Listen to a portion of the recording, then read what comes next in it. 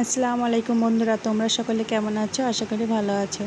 তো আজকে আমি চলে এসেছি ছোলা মাখা নিয়ে। রশনি বলল, আম্মু আজকে আমি একটু ছোলা মাখা খাবো।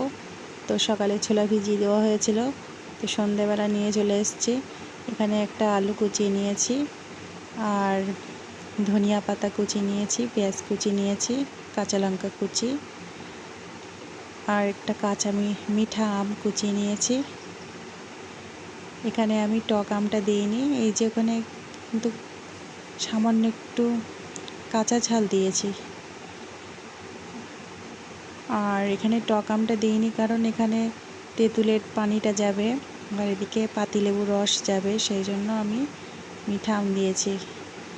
আর এখানে নিয়েছি জিরা মরিচ, ভাজা জিরা মরিচ, চাট মশলা, বিট নুন, এমনি নুন। আর এই যে তেঁতুলের পানিটা আমি এখানে দিয়ে দিচ্ছি, আর শসা কুচি দেব। এখন আমার এডিট করতে গিয়ে গালে পানি এসে যাচ্ছে। তো সত্যি খেতে খুব দারুণ হয়েছিল। লেবুর রস দিয়ে দিলাম, দিয়ে এবার ভালো করে মাখিয়ে নেব। মানে এটা করেছি অন্তত 1 সপ্তাহ আগে এই ছোলা মাখাটা করেছি, আর আজকে আমি এডিট করছি। তো সেই যে মানে টেস্ট, সেটা আজকে আমার মনে পড়লো। মনে হচ্ছে যেন আমার আজকেই মানে খেয়ে নিই, এক্ষুনি খেয়ে নিই।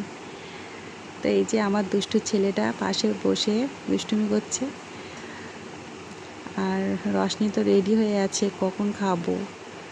ও ছোলা মাখা খুব পছন্দ করে। শেষে একটু চানাচুর দিয়ে দেবো, কারণ প্রথমে দিলে চানাচুরটা নরম হয়ে যায়। তো সবার শেষে একটু চানাচুর দিয়ে দিলাম, এর টেস্টটাকে আরও বাড়িয়ে দেবে। ছোলা মাখা কার কার পছন্দ অবশ্যই বলবেন। আর এই যে রশনি ছোলা মাখা নিয়ে বসে পড়েছে, বলে আম্মু আমি আগে টেস্ট করব। তাই বললাম ঠিক আছে, তুই খা, খেয়ে বল কেমন হয়েছে। তা বলছে দারুণ হয়েছে। ওই যে ওর ভাই ভাটি নিয়ে কাড়াকুড়ি করছে, ও একটু খাবে, দুজনেরই খুব পছন্দ। তো ভিডিওটি কেমন লাগলো অবশ্যই কমেন্টে বলবেন। ধন্যবাদ সকলকে।